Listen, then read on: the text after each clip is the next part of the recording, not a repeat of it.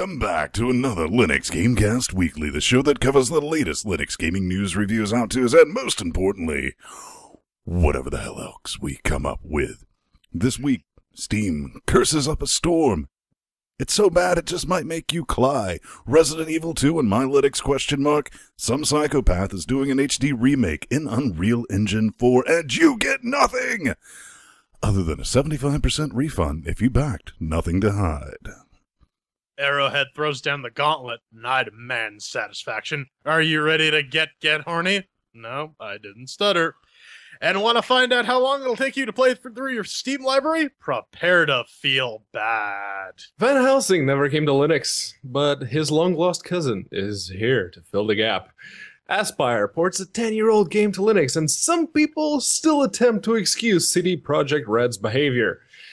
At this point, hell must be approaching the absolute zero, because Nuvo now supports OpenGL 4.1. I'm Vince Stone here at LGC Actual in Athens, joined every week by our tame Canadian podcaster in Toronto. Booga booga. Masses swinging all the way from space, Portugal, Plage Morezo himself. And together with Shadowrealm Dynamic, every Saturday night organ, we form a bit of a cocaine Voltron. Before we get started, we'd like to see what's going on in each other's life organs. P-Baby, what's up? What are you up to? Yeah, got the last 2 DIMMs to fill up my motherboard. Got a whole 16 gigabytes with quad channel working. It's amazing, but when I first put them together, I'm like, this DIMM on the far left is actually touching the heat pipe, and I wasn't okay with that.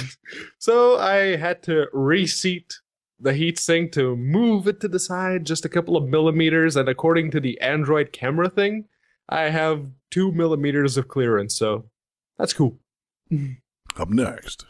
Oh, I was on call all week, so that was fun. That's always an adventure with you, isn't it?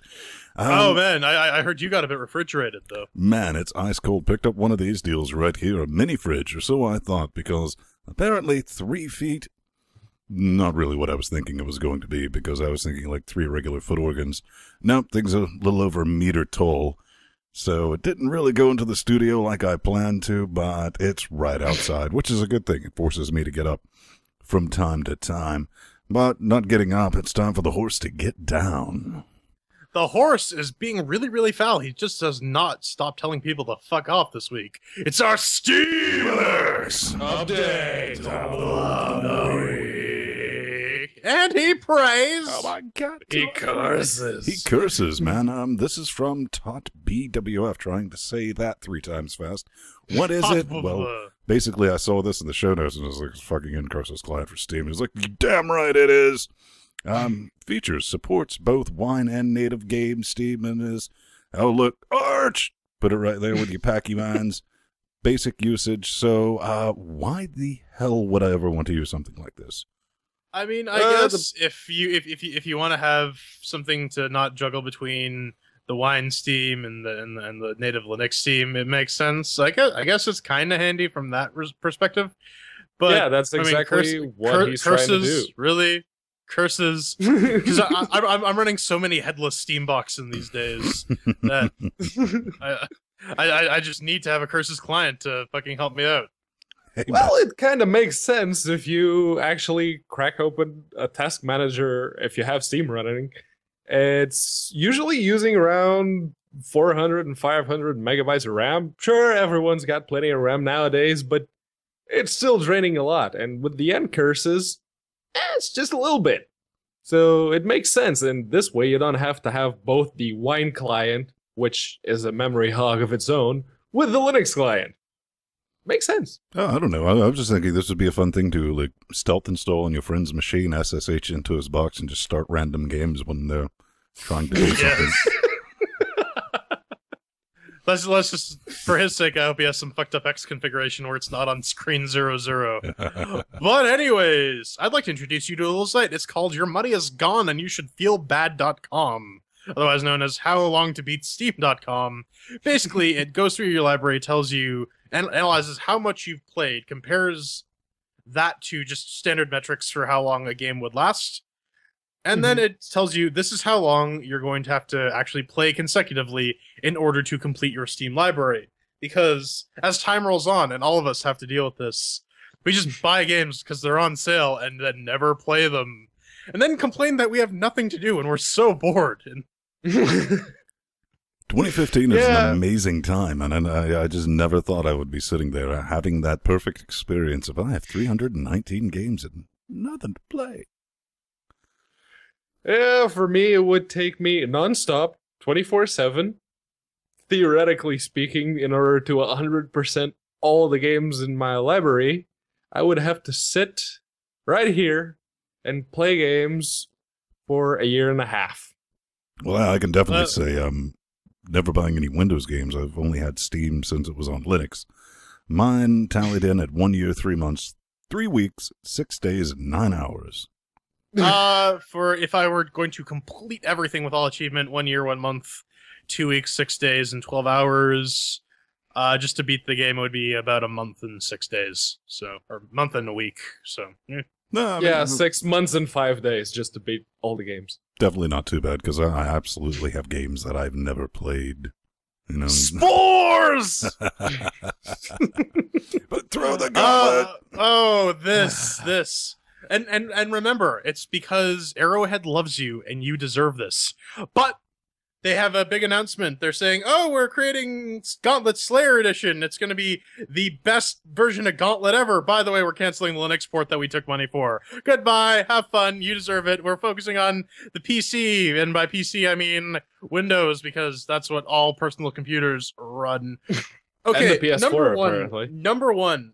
It's fantastic that you're telling us this 7 months later after you had the game on sale with the Linux icon that people gave you money for. That's brilliant. And there's this wonderful little quote in the article. It says, "In our judgment, that's what you PC players deserve." Yep, all those PC users who are running Linux, that is exactly what you deserve for giving Arrowhead your money. I have an idea though, and Pedro, Ben, I wanted to run this by you. Okay, I think we should actually start composing a blacklist of developers and studios that's racist that are just completely fucked, and we should never give money to. And just LinuxGamingBlacklist.com, turbo racist font, everything like that. Just Arrowhead Studios right up at the top. Yeah, I actually agree with that one. It's any one of you Linux users out there that bought this game, it's time to put those Steam refunds to use. Except you can't, because the game has been out, technically, and it's been longer than 2 weeks. Yeah. But Ven, you actually had an interesting solution for that. We did. One of the good things about here at LGC is we have access to the chairs. And, they have actually bestowed upon us a very interesting piece of moon technology. It's called the BSOtron 9000. Now, what does this do? It decrypts PR speak, like what we're looking at here. And basically, it does it like a boss organ, man. And it gives you an idea of what they're actually saying. Just filter it down to the most concise bit. Got the initial readout here. Now, normally we just put it on 11, and we feed, PR speak like that through, and it spits out, something that's more humanly readable to give you an idea of what's going on. But we put it on 11, and the first thing to come out of that entire paragraph was, because fuck you, that's why. I don't know. I think we should maybe knock that back a bit. We want to make this just a bit human readable. Don't worry, Brad. We did. So we cut the setting down to about 8, and on the back here, because the BSOtron 9000 doesn't waste paper. I mean, it's LGC cares, man. Love trees. Yeah, protect the environment. So what it says is, all right. Actually, I got it up here because we need to put some new ink in that thing. Anyway. What they're trying to say is, shite, we never expected the Steam refund thing. Now people can see the game is nothing like we promised. We're spending our remaining wet stinky on delivering a feature-complete version that people won't insta-refund an hour after they play. We're also focusing on the PS4, since those fuckers are stuck with whatever shovelware we give them, like in the good old days. So that's what they're trying to say right here with this. I mean... True, PC things, but man. For people who want their money back, who bought the game with a credit card, there's an interesting bit of kit that you can use to stick it to Arrowhead. Yeah, it's And not just that. It's happened several times. Ven actually did it too. You can call refunds long after those 2 weeks have been over. No, so it's not even that. You can go to your your bank or whoever you get your credit card from, and just say and charge it back. Say I ordered this months ago, they never delivered. Yeah, it's the usual chargeback, but that might lead into legal trouble. The Steam refunds, not so much. Not and really next time, legal trouble don't because you never pre-order. received anything. Yeah, absolutely never pre-order. Now, I did get that Dying Light refund, and that was like 2 or 3 months after I ordered it. But they've sorted out the refund system, though, so now it's actually enforcing the rules. Right. Hmm. Bad times But had anyway, by all. Let's talk about something it's time good. to talk about Victor Vran Helsing. Yes, Victor Vran. It's now out of early access, and it is a hack and slasher action.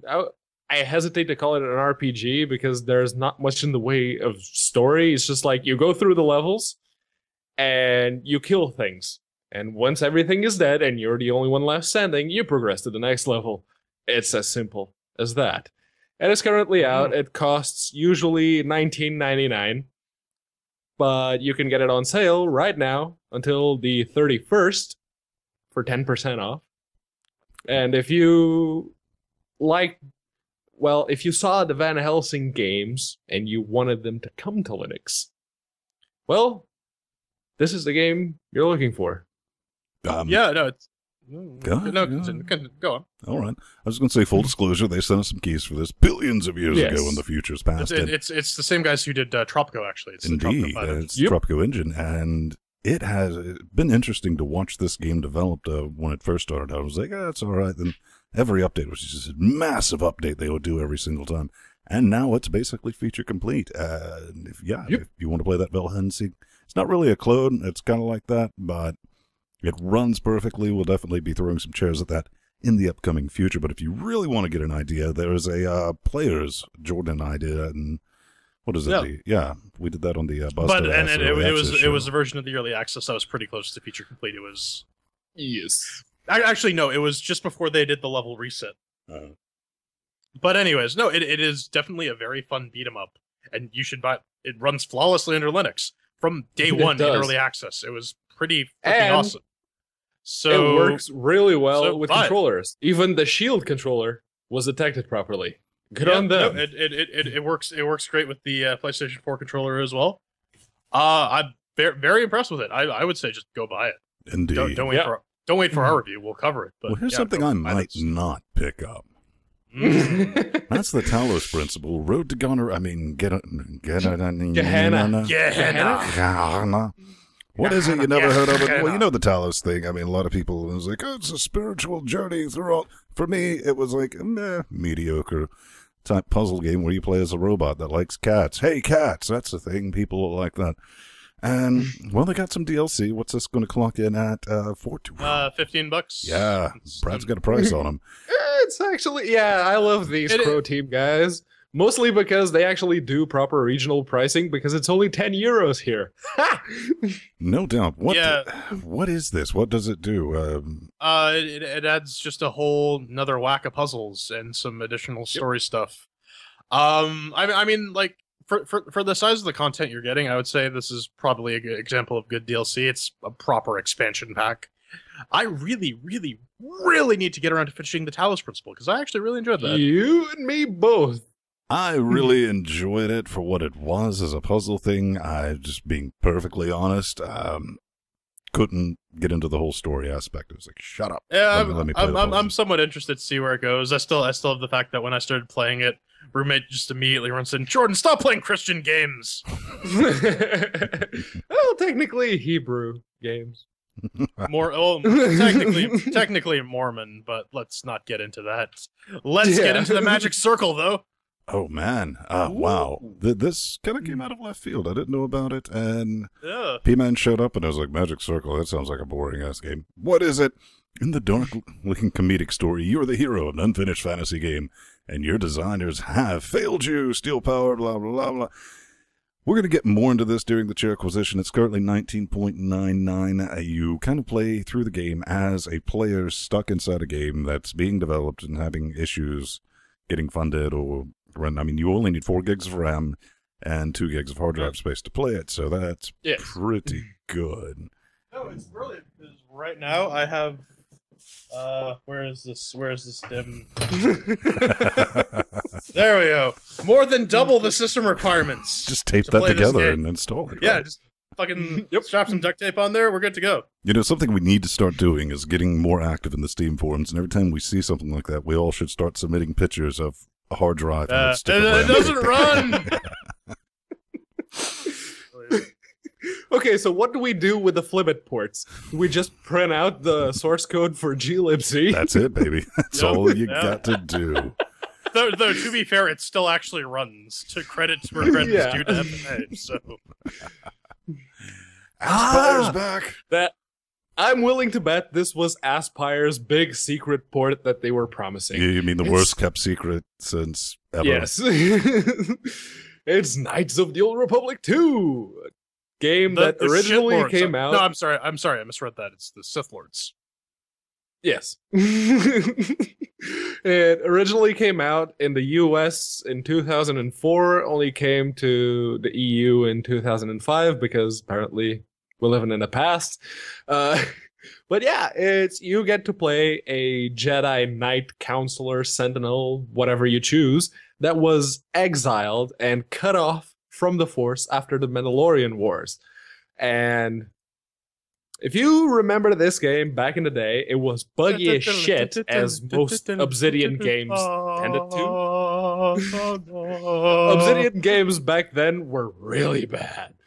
But now, Aspyr got their hands on it. They fixed it. They even got the Steam Workshop integration going. And there's a big mod which reintroduces a whole bunch of content that was cut off because Obsidian didn't have enough time to actually finish the game. So there's a bunch of content with that mod, which, as Ven will point out in a minute, had some problems. Well, but it I just want to get in that it is nice that Aspyr has actually gone in and fixed all the freaking game-breaking bugs that this game originally shipped. Yeah, man, weren't you saying that this thing couldn't even be beat? A couple of those when I played it 10 years ago. Right. Anyways, continue. I just had some thoughts. You know, like I said, this came as to a surprise as to no one. Period. I mean, we all knew it was going to be KOTOR 2. It was like, if it's not Knights of the Old Republic 2, I'm going to be shocked. I'm going to be floored. Got to take a shot after that. I know, take a shot, man. In the world, but I was kind of genuinely curious as like, why did you spend your time and resources getting a 10-year-old game up and running that pretty much ran with wine? And the more I looked into it, I was talking with Strider on Shatteron Dynamic. It is a little bit tricky to get going up properly in wine, but we will never know. But now it's perfectly native. I think that's a good thing, and they fixed it where you could beat it. It's completely playable. I think the texture's got to rework on it. Yeah, a little bit. The cutscenes didn't. Oh, okay, maybe they didn't. But P-Man, don't you think this is a good thing? I mean, you got to look at the silver lining on the chainsaw. It was like next time go, well, they shouldn't do a native port of this game because it's X amount years old. I'm fine with a native port. I remember that argument. In fact, it was Strider himself who used that very same argument when CD Projekt Red contracted Virtual Programming to port The Witcher 2, which is a game from 2011, 4 years old, 3 years at the time, to wrap their game instead of porting it to Linux. Now, here's a 10-year-old game. Everyone on AMD cards was just amazed by that. For sure. That launcher was all you could see. No, it wouldn't even launch for me for like 2 months. It was brilliant. And I'm on an NVIDIA card, so I don't know what the fuck. Anyways, it is. I don't know. It is kind of nice that we are getting some back catalog, and there are older games that I personally enjoyed. I enjoyed the crap out of KOTOR 2 that are coming to Linux. The problem is Aspyr has proven time and time again that for like recent AAA games, they can port the shit out of it, have it on par with the Windows version, with cross-platform multiplayer working on day one. I want to see more of that stuff. I want to see them doing new games like Call of Duty because I want to drink some Doritos and eat some Mountain Dew and YOLO swag on my Linux box. Yeah, man. You don't understand. Is riding on the publishers, though. It's the big thing. It's riding on the publishers. The publisher for this game was actually BioWare, which means EA doesn't get a say. It's still BioWare's IP. So BioWare said, hey, Obsidian made the game, so if they're okay with it, we're fine. There it is. All right, how about some Half-Life Left 4 Dead 2? Oh, this, yeah. The game is called Cure, and you cannot play as Robert Smith or Barbara Streisand. 0 chairs. I'm sorry. This is another generic team zombie survival shooter, a la your Left 4 Deads or your Killing Floors. I mean, it's free, sure, but we're so the Steam is saturated with these games. Yep. Why? It does. I mean, the game itself looks like Counter-Strike 1.5 level graphics, which in even today, even if you use freaking Source Engine, it will still look good. If you can still go back and play Half-Life 2, and it looks amazing running on modern hardware. At 4K. It still holds up, yeah. Yeah, credit where credit is due to the Source Engine.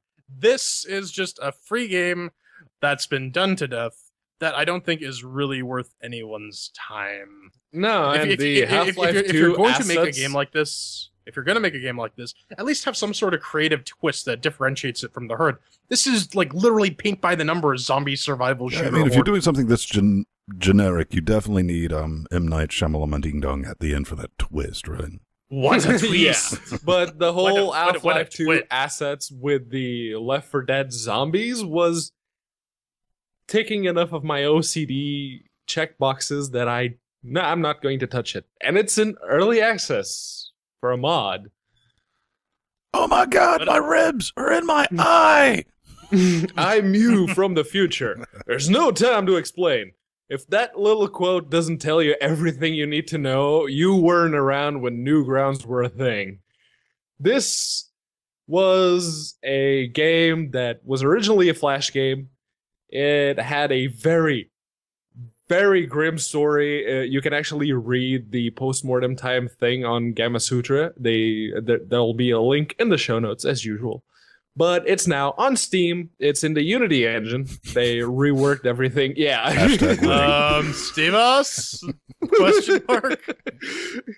I applaud these guys' sense of humor. Seriously, mad respect for them, but only as long as they keep supporting Linux. Mm-hmm. No, it was interesting to actually see that. I remember this on the original version of this game was released as a Flash game. And they had like a whole. I was reading that article that you linked to, getting it over from like ActionScript 2 to ActionScript 3, and some of that nightmare fuel. But yeah, it worked really well. I didn't have any big issues with it. Some of the controller timings can get a little funky every now and then. I'm up to the where you fight the shark. Fuck that shark. Mm-hmm. Oh, the shark. See, the only exposure I've had to this game is I watched the Game Grumps playthrough of it, and it actually looks really cool. But it looks kind of fuck you hard because you're given a giant gun. You're given a gun, and that's how you jump. You have to use the recoil to fire yourself into it. You can actually jump, and you have to use the different timings on the jump. And when you start shooting the thing down, in order to give you the boost to get through certain places and not get stuck on spikes and die. So seriously, this is a very good platformer game. There's a hell of a lot of humor going along with it, and these guys. They need to make more games. We'd have to put some more time into it, because definitely clocking in at 14.99 wet stinky caches. Yeah. Yes, it's brilliantly done. I mean, it's fuck you hard to the point to where once you figure out what you got to do, you're like, and so we'll definitely have to give it the business to see if it's going to be worth that. But let's talk about business. We need to work on our game, man. So what's up with the patch that was supposed to be released last month? Now, you're wondering what this is about. This is Storm United. It's really the first shooter we have that is even, I mean, outside of Unreal Tournament, on the Unreal Engine 4 is currently 19.99. But for a game that's going free to play. This game will go to free to play. Interesting little story with these lot, because we did players of it.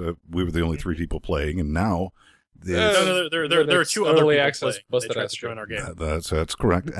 But the Linux version has been out of sync for coming up on 2 months, and they're still selling it. There's no note saying, "Hey, don't buy it," because at first they were like, "Okay, everyone buy it," and no one was ever available to play. You had to get everyone together, and they were like, "Well, we're just not advertising. We're trying to build the community right now. We're taking feedback."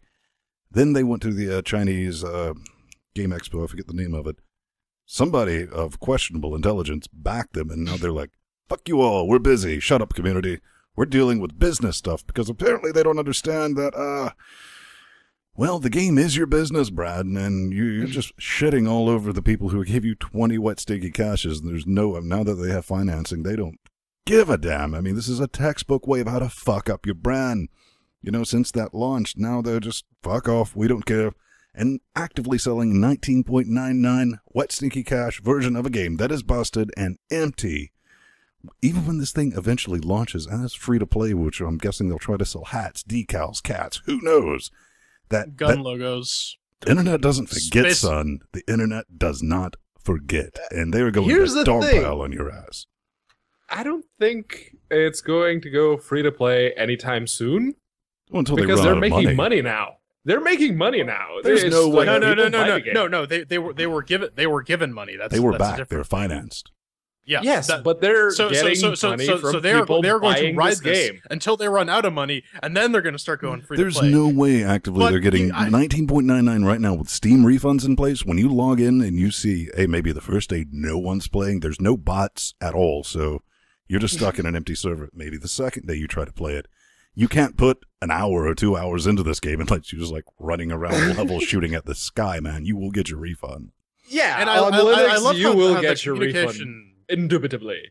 But it is, I don't know, does the Windows version have bots? No, there's no bots. It's no bot support anyways. And you gotta love the communication these guys are giving. Yeah, we're working on it. Shut up. Mm-hmm. And I really strongly believe now Invent's theory.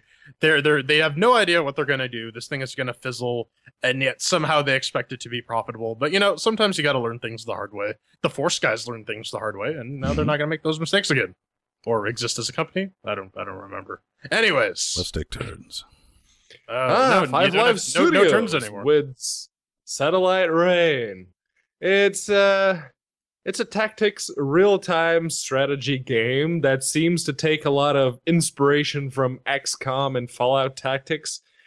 It is set in a sci-fi dystopian future with the whole cyberpunk thing going for it. It's Shadowrun. It's Shadowrun. Almost Shadowrun. Shadowrun's still turn-based. This one is no, I'm just talking about the setting. It is Shadowrun minus elves and magic. They want $30 for an early access. What do they think they're going to get away charging for the full version? I mean, no idea. They did make with the keys for us though, so we should probably check. Yeah, this out. They did. A big thanks to Dean from Five Live Studios for sending us the keys. And if the Steam store page is to be believed, the full version will be released on August 28th this year.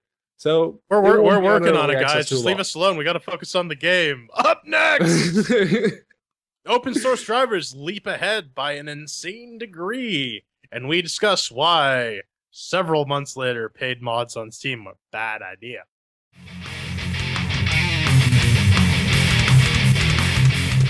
Ladies and gentlemen, boys and girls, it's the news, and in true LGC fashion, we kick it off with some drivers.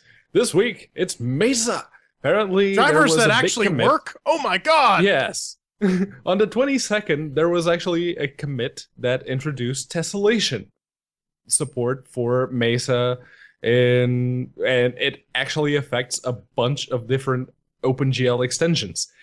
So much so, in fact, that on the 23rd, NVIDIA, the NVIDIA open source drivers, Nouveau, got full support for OpenGL 4.0. And then, on the 24th, they got support for OpenGL 4.1.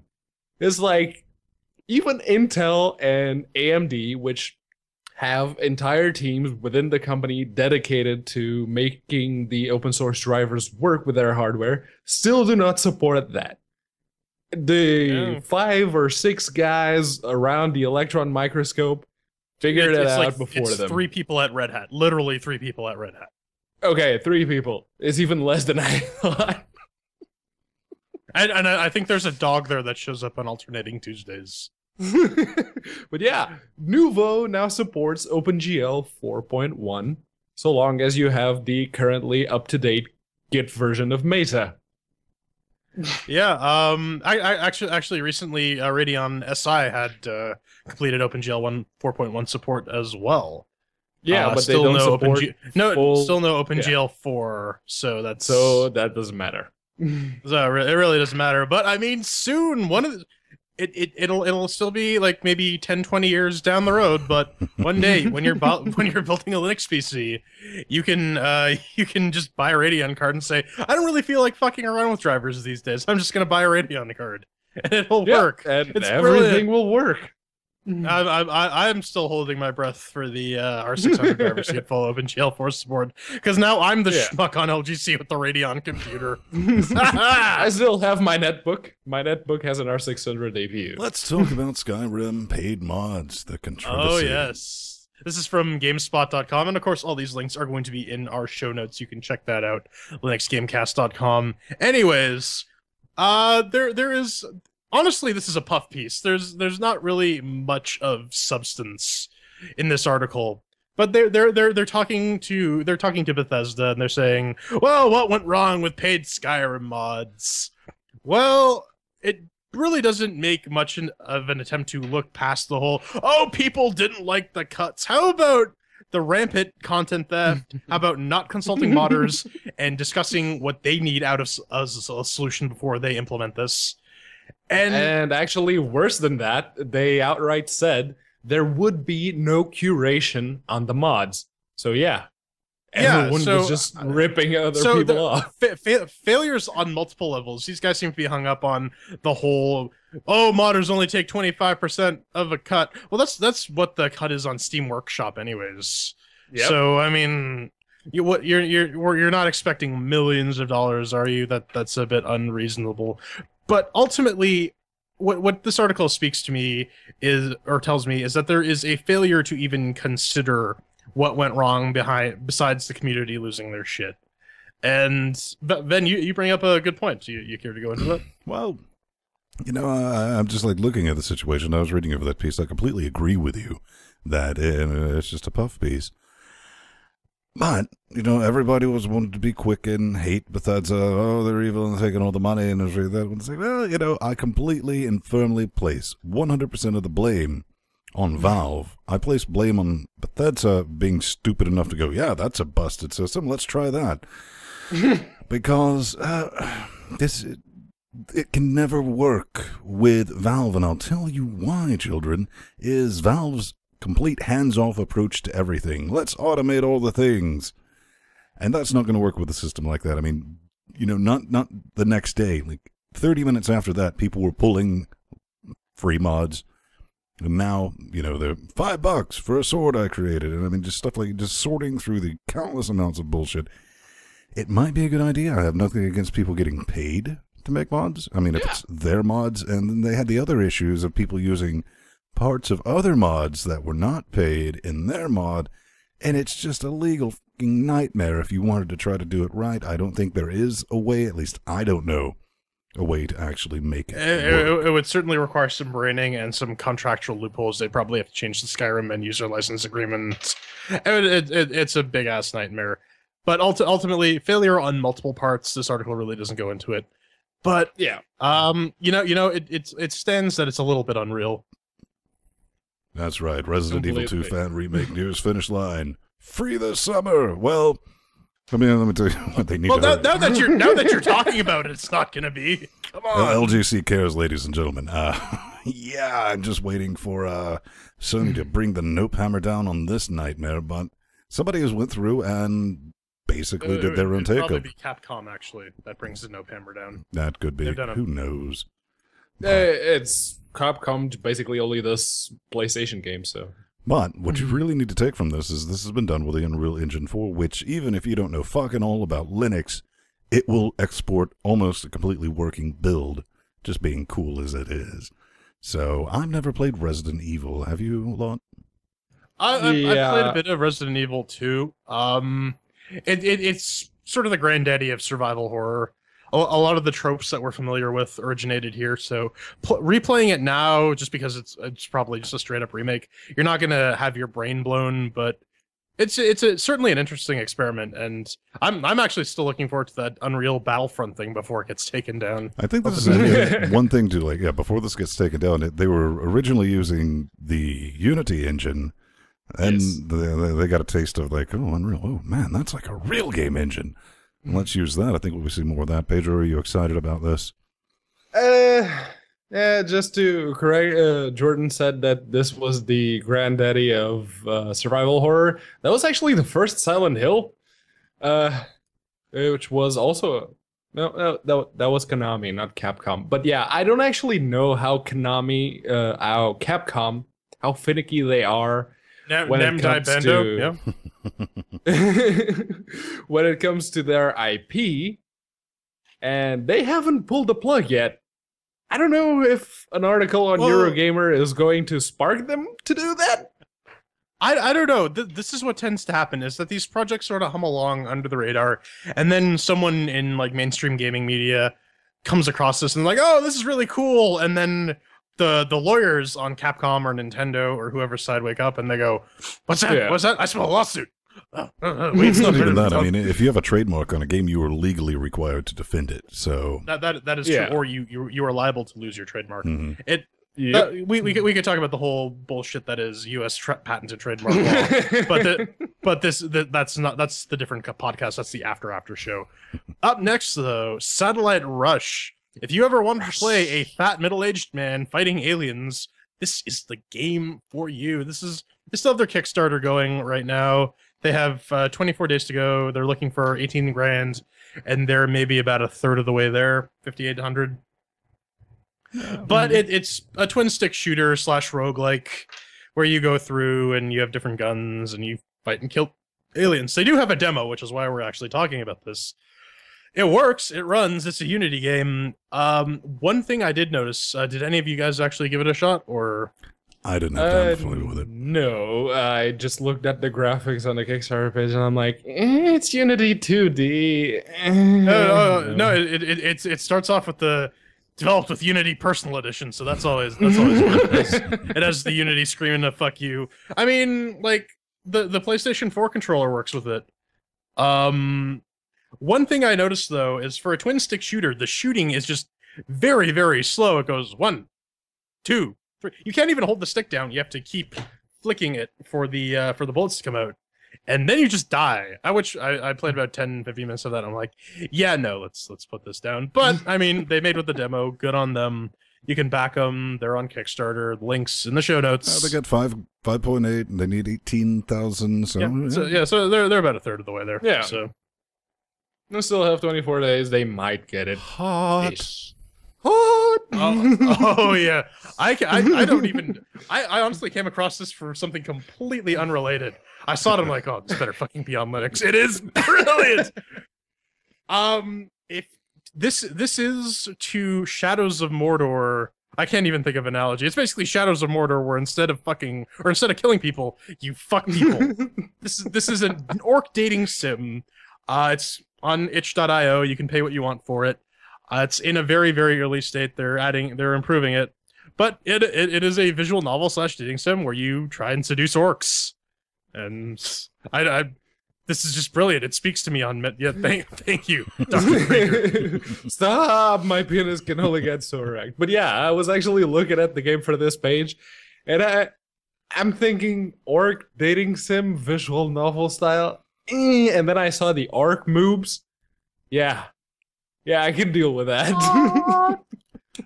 Yeah, I'm down with this. This is definitely something we're going to have to play, maybe in some after-show business or something like that. I mean, this is just brilliant. I mean, you just take all kinds of like little things. It's like, who came up with that? I don't care. You made it. You're brilliant. I love you.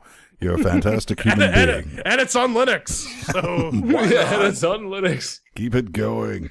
But we do have this. This is Battle Tank. I was kind of pointed out to this because this is I believe he's like 17 years old, and this is his first real attempt at a game. Unfortunately, I didn't. Shows. Yeah, I didn't get a chance to pull the kit. And did you play with it? Yeah, I played with it. It is literally Babby's first Python game. Uh-huh. I mean, like, you pull it, it runs, no issues, so good on him for that. At least you get a 4 on mix at the working. It's a pie game, isn't it? Yeah. It's pie game. But it's like a very basic tank combat game. I think it's like stripped straight from I've seen examples for Mozilla Gladius that essentially do this exact same game. But it's this dude's first game, and we need more game developers. So, check it out, give him some feedback.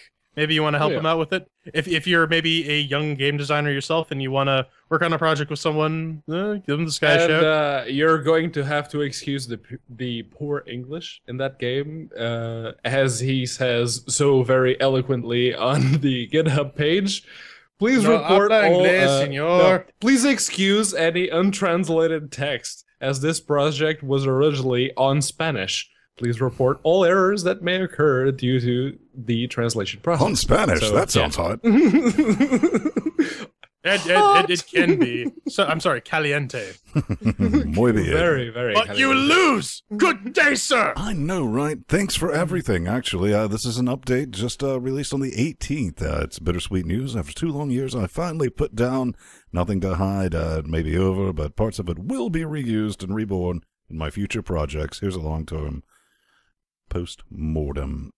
And AA just goes through, is like, hey, kind of lost interest in the game. It was originally backed, but, the source is there. You can grab it. I think we might have talked about this billions of years ago. It was like 2 years ago when this thing was a thing. And it was an anti-stealth game. I never really gave it a proper look. But what he's doing good, he even came back after this time, and he's like, hey, man, I'm actually in a financial situation to where if you back this, and it was, I never really finished it, but if you want, I can give you 75% of what you donated to the project. So, and that, plus everything's open source now. I don't really have a lot of hate for the guy. I mean, he did what he could, right? I mean, yeah, at least he's putting forward a genuine effort to make amends. He goes on and explains why he can only offer 75%. But I mean, the source is there if someone wants to pick it up. I wish more Kickstarters failed like this, failed gracefully, and said, listen, we admit we bit off more than we can chew. Here's what we have. Here's the full source dump, just to prove that we haven't been fucking around, and we'll give as much money back as we can afford without like going broke. No, this is actually, I haven't seen a whole lot of comments with regards to this. I'm guessing not a whole lot of people backed it. But the fact that he's actually come out and said, hey, if you back this, I can give you like 75% of your money back. This is pretty good. This is the kind of thing that I would have liked, say, I don't know, Stainless Games to do with their Carmageddon Kickstarter. Mm-hmm. Well, what do you mean, Linux? You see, when we put that up there, we didn't really mean we were going to release it. It was just kind of an idea. Middleware. Yes, that sounds good. Middleware. We can. Middleware. Yeah. That's an excuse not to port to anything else. No, just but back to this one last thing. Getting it up there. The only thing that worries me, even though he did 1,000 times better than a lot of people and a lot of companies and development studios who have failed Kickstarters who go, fuck you. That's why our money.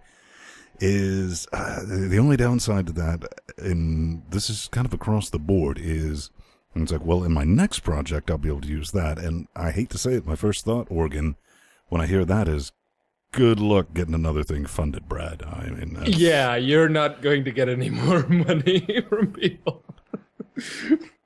All right. Yeah. And coming up next, we step into the magic circle and talk to Dr. Venture. Hear what he has to say.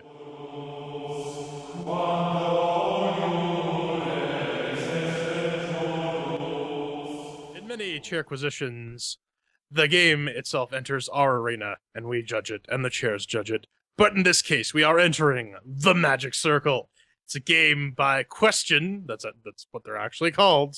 It's not like the Vic Sage, Denny O'Neil comic. That would actually be good.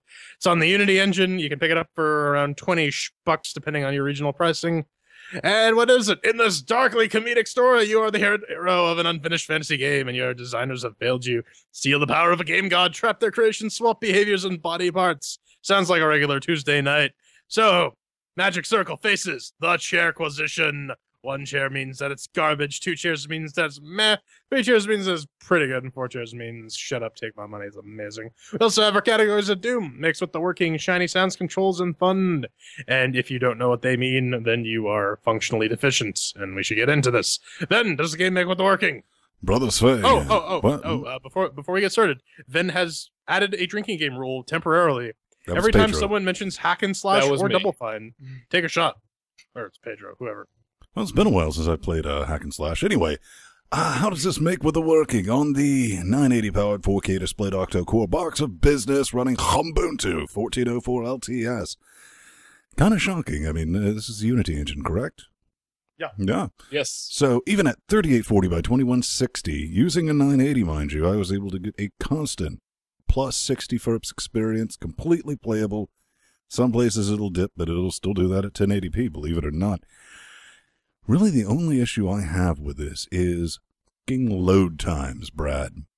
Good Lord. And it's not that you go to a save game and it's like, oh, look, it's going fine. It's up to 41%, 42%. And it's only using 1 core. That's what really set me off. Because I was like, why is this taking so long? And you open up top and you're like, what the hell, man? Why are you doing this? I have 7 others available doing nothing except for that like weird hentai stuff I have. Let's just talk about that. Anyway, I'm going to dig at a chair for that because sometimes this is not something I felt like I could just sit down and pick it up immediately because you have time to go, make some tea and come back. Then maybe it's loaded. Exaggerating a tiny bit, but not too much. So I'm going to give this 3 chairs for makes with a working. Oh yeah. Certainly the loading times, especially there's enough time to get up and take a piss. That's kind of inexcusable on a solid state drive, which we all have backing our games. But on the Fedora 22 powered AMD 1090T NVIDIA GTX 980 4K powered box of business, yeah, it works consistently fairly well. I didn't get the same 60 FPS experience that Ven did, maybe because I cranked everything the fuck up. But it was hovering around like 38 to 45 generally, with some bits that was just straight 60. But it worked reasonably well. I'm not going to ding it a chair for the load times because we've had games that have had much worse load times that we haven't really dinged it for. So I'll give it 4 chairs to make it working. Yeah, I'm actually going to have to ding it that very same chair because I have an FX 8370E overclocked at 4 gigahertz and an entire 8 pile driver cores, and it uses 1 at a time. Every now and again, you can actually tell when it's changing cores because the FPS counter at the bottom left corner of my screen would go from like 200 to 100 and something to like 70. Okay, you're changing cores, and then it was back to 100 and something. All right, that's fine.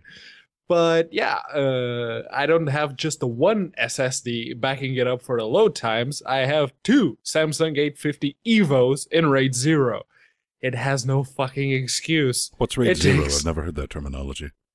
The what? What's RAID 0? I've never heard that. RAID 0 is when you have... YOLO RAID. Oh, YOLO RAID. Okay, never mind. Yes, YOLO RAID. I forgot we had that one. But yeah, so for me, it gets 3 chairs for makes with the working. Yeah, it's kind of nice because I have the CPU monitor up at the top left on the other monitor.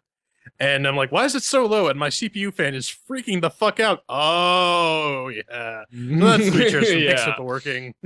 Up next is Shiny and Sounds. Ven, take it. Shiny and Sounds. Let's get to the right spot here on the notes. Okay. So, like I was saying, 40K, well, 40K, yes. Welcome to the future that does not exist. Warhammer 40K, am I right? Yeah, that's for people who are too stupid to figure out D&D, right? 60 FERPs with Unity, completely amazing. Then again, 8 cores, mine are all clocked at 4 gigajoules myself, so really just impressed with that. I genuinely was digging the art style, even when it hit like 3D hipster pixel. It was like, that's jarringly different. Okay, but you kind of alternate back and forwards between that business. And when it comes to, I mean, the shinies they're there. I like it. I just like how that's put together. I like the aesthetics of it. But when it comes to the sound, there's not a whole lot to say in the area of sound. Basically, what you get instead, in place of those sounds, is some fantastic voice talent, some great acting in that. So, I could excuse, I mean, not having your pews and all that, which are there. There's like, it makes a sound when you go, your hand barfs rainbows, which is kind of interesting. But, and your monsters go, and all that. But, I mean, it's there. But I enjoyed it. I think it's well put together in the shinies and in the sounds department. I'm going to have to give this 4 chairs.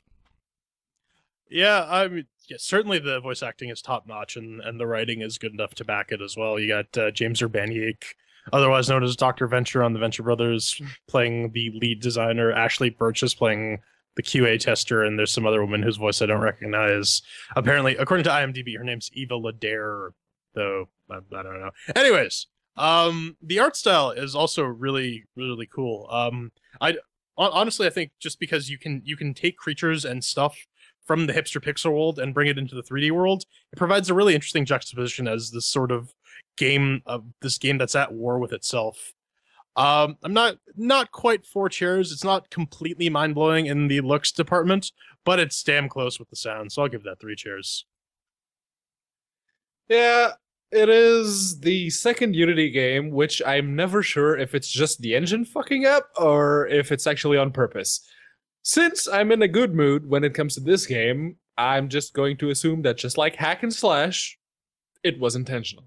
The pixely remains from the old engine contrasting with the high poly count models and textures from the new one gave me a right proper headache. You see, I have astigmatism, and when it comes to some things being pixely and others being really sharp, my eyes don't like that.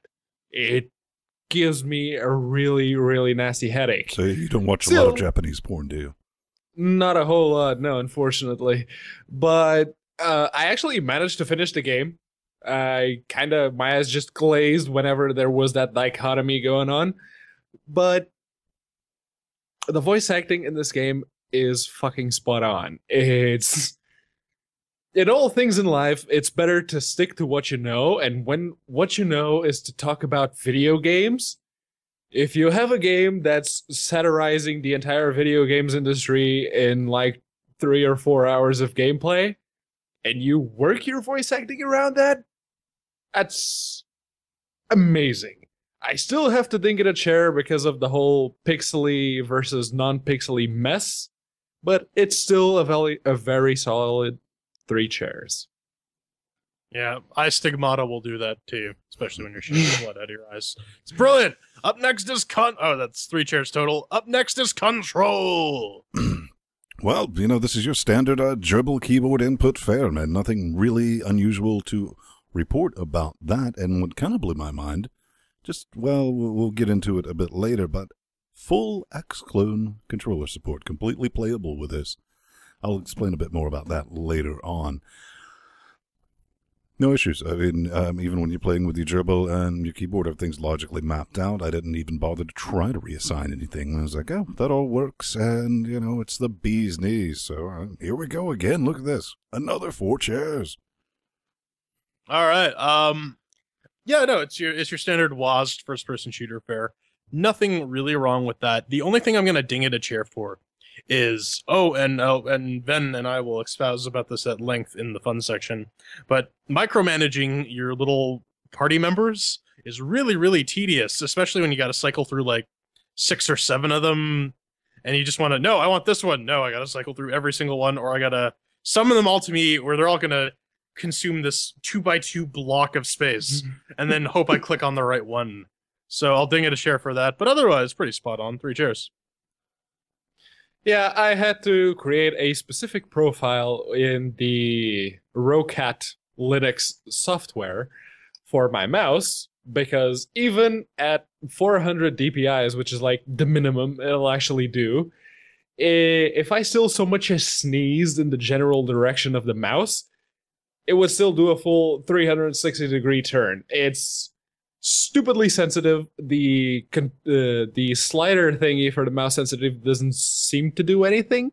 And that's actually a problem with Unity. This is not the first game that does that, but it's actually been the first in a while to do this. While that in itself is enough for me to ding it a chair, there is one thing that I have to commend this game for. You see, in most games, if you saw a wall which had like a hole in it, and you thought, hey, maybe I can fit through there, and you go and you try to get through it only to find out that there's an invisible wall preventing you to do that. In this game, they actually made the collision detection really, really tight. So in that forest right at the beginning of the game, if you see a little hole in the brambles that you can get through, you can actually get through it. It's really, really good and refreshing to see when it comes to a game being developed on the Unity engine. 3 chairs from me. All right, so that's 3 chairs for Control. And finally, we have fun. Ben, did you enjoy yourself? Brothers Fang, did I enjoy? Check this noise out. This game comes on strong, Brad. I mean, the first 30 minutes is just pure, unadulterated amazeballs. It's like a truly unique experience that, I mean, it's just masterfully crafted. Seriously, it is. But you got to notice, what do you mean by that first 30 minutes, Vin? Well, other than, I don't want to say that I've soured on this game, but it kind of lost most of its charm, and it kind of did it with a quickness. Seriously, after an on of exposition, I just wanted the game to shut the fuck up and get on with it. And this is kind of where it comes in with the controller support that we're going to make a callback to. Because sitting here in like first-person shooter mode on a game that, you know, it is first-person, but there's not a whole lot of action going on at any given point, kind of puts you in that mood. I mean, your body organ, it's waiting for shite to get real, and, well, just outside of a couple of puzzles, it really doesn't, Brad. But if I was curled up on the couch with a nice mug of tea and a few grams of Coke, I would be infinitely more just receptive to this FPS story, you know, not a first-person shooter. And I mean, that's really one of the things I would have a different opinion on this game if I had played it the entire time. Like on the Steam box, chilling out and doing that, because it's more of an exploration type joint. And that's the thing. But let's get into that minion management, because that does turn into a bit of a nightmare situation later on in the game. Like hack and slash, take a shot, programming all the little creatures, I mean, it just becomes tedious as hell, because I need this one to do this. Oh shit, I made this one attack that. God damn it, don't do that. But it's kind of fun having your mushrooms follow you around, and naming them is pretty interesting. The puzzles. We got a thread on Chatroom about that, don't we? I know, we do. We'll check that out, Chatroom Dynamic. The puzzles are simple enough for a Windows user of sort, so keep that in mind on the difficulty curve. And the combat genuinely feels like somebody played a console real-time strategy game and said, that's busted as fucking all. I'm going to have me some of that shit. I mean, that's really how your waypoint coming down with the magic finger thingy of click and point comes down to positioning your enemies and all that. But if you mix that together with an overall playtime shorter than my penis, you might not have that great a time, especially when you tie that in with the 19.99 wet stinky caches that this game cost. All that said, it's 2 chairs. I mean, it's it seems like something that just could have been a lot more. And I know it's kind of weird saying it kind of feels unfinished. Like, but you see, yeah, that's the point of the game. That's kind of the point. So, yeah, that's that. That's my thoughts. Yeah, it's certainly a good kind of different, like Ben said. It is a very unique experience. I mean, it's similar in concept to your hack and slashes, take a shot, and to some extent even your Brutal Legends, just sort of the way you handle the squad-based combat, which is really the only way you can interact with the world beyond filling shit in with color or barfing rainbows out of your hands or whatever that unicorn was doing in the pre-show video. That's more or less analogous to what you're doing in the world. Yeah, like Ben said, the inventory management, you basically just go through, take all characteristics. Okay, I gotta kill this guy, take his characteristics, resurrect him, give this giant floating head legs that are kind of weird now. Let's just spend a couple minutes watching this idiot walk around. Yeah, so some of the puzzles, I don't know. They're fairly open-ended, which is nice because you can approach them in however way fits your particular playstyle. I got choked on a couple of them just because I'm like, I was legitimately overthinking them, and if you don't pay attention to all the dialogue, sometimes you miss important hints. Like I was just sort of spacing out. A couple times I got the for the first time in a while I got the Unity Pulse Audio underrun fuck you thing, so parts of the game were illegible. But from what I did here, the writing is top notch. The performances are very top notch. It is fun to listen to. It is certainly fun to play, edging at the upper end of 2 chairs. Close to 3, but not quite. So I'm gonna give it 2 chairs. Yeah, the typical mouse sensitivity issues from Unity and the graphics that sort of call back to Saturday morning RPG make it so how's that for some eye stigmata? Yeah, make it so that I can't really give it 4 chairs. But putting that aside for 1 minute, it is a very good game. It doesn't tell you what to do exactly. It usually shows you what to do. It lets you explore. It lets you make mistakes. It doesn't exactly punish you for making those mistakes. Quite the opposite. Sometimes you have to make those to see, oh, so if I die and then I can walk on ghosted stuff and get to the other side. Okay. All right. But it takes a bit of the Metroidvania genre and puts it in a Portal-esque situations with puzzles that you have to approach with some lateral thinking. And everyone around you actually treats you as a player, not just a character in a game. They recognize you. You're a player. You're playing a game. You're testing their game, as it were. Can you really call it a fourth wall break when they actually acknowledge that? Yeah, I don't know. But yes. most of the game's humor is pretty good. Like every game that actually attempts to satirize gamer culture, there's a few cringe-worthy moments. Thankfully, it's just a few of them, and I don't know. I think they were intentional. But yeah, from what I saw, and I actually finished the game, like I mentioned earlier, it is relatively short. You should be able to finish it in like 3 or 4 hours if you're not bent on actually exploring everything and getting everything. There's a whole lot of content in this game because once you actually finish it, you can keep on playing it. There's still more for you to do. And the freeform puzzles, quote unquote, you can miss if you're not actually actively looking to do everything in the game. There's so much going on. I can't give it 4 chairs, but I will give it a very solid 3. All right, so that's 2 chairs for fun. Tally everything up, we get a 2-chair game for the Magic Circle. I'd say 2 chairs with an asteroid, just because it is pretty fun. It's not your usual 2-chair fare. I would say it's that higher pedigree. Final thoughts? Congratulations to the fine folks at Question. I'm still not entirely sure what it was they were trying to do, but I'm pretty sure they nailed it. And with that, we're closing off the CHAIRQUISITION. Up next, we talk about playing Legos. And someone dare question the chairs?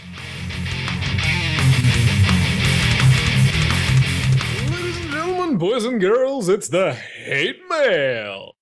As usual, if you'd like to get in touch with us, go on over to LinuxGameCast.com, push that contact button on the nav bar, fill out the form, say whatever you want us to, read out in public, and we'll be happy to feature your message. Unless, of course, you're trying to promote a game, or a Kickstarter, or an Indiegogo, or a Greenlight, or anything.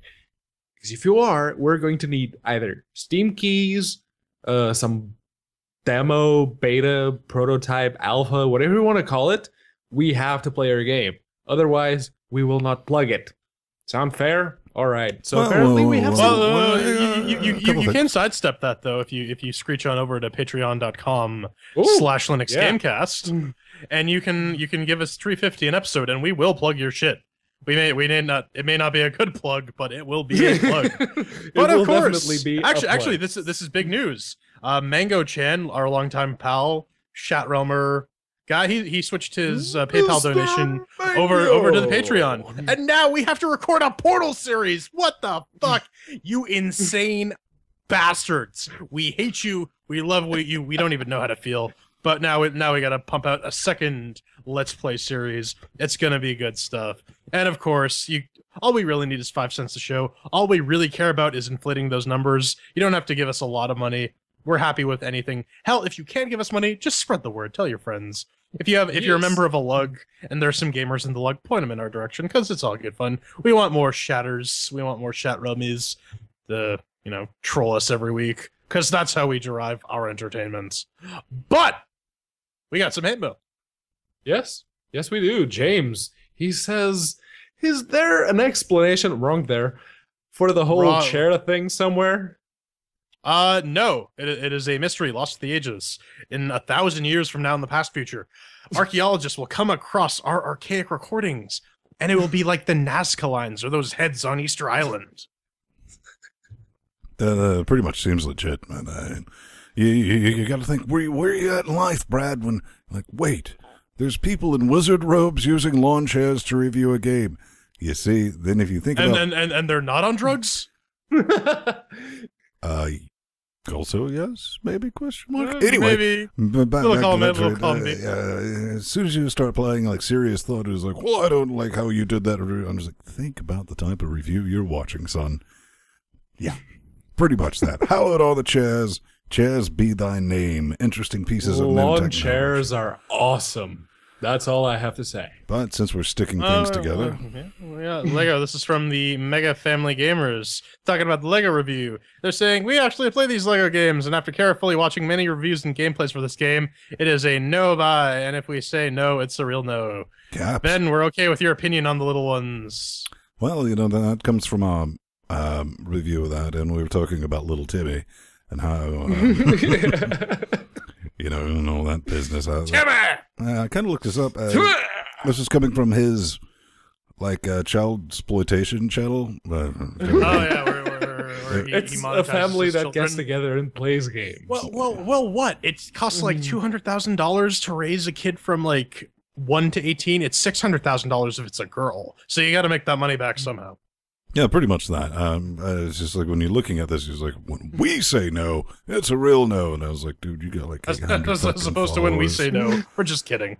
And your videos that's a family thing, I suppose, a parent thing. If I say no, I mean no. Just remember, first rule of LGC Club, if you're an adult, hide your kids. If you're a kid, hide your adults. All right, that's how we watch that. Yep. Because on that bombshell, let's cue the music. You can always find us around 9:30 Eastern Standard Moon Time on Saturdays. It's brilliant. Put us in your eye pussies, put us in your face organ, and hell, put us in your feet organs if you feel like it. Because I'm Vince Stone, cleverly disguised on the Twitter nuts if you want to scream in my direction, or plus Vince Stone on the G pluses. I'm Jordan Spung, and if you want to put me in your knee organs, you can find me at The Burning Fool on Twitter, or plus Jordan Spung on Google+. If we are going to follow that in the anatomy sense, I guess I'm around the groin area, so if you want to put me in your groin organ, I am Pedro Mateos. You can find me at Unaccounted For on Twitter, or plus Pedro Mateos on Google+. You really don't want Pedro in your groin organ, though. That's worse than ball cancer. Because then you got a little Pedro going in there. It's pretty bad.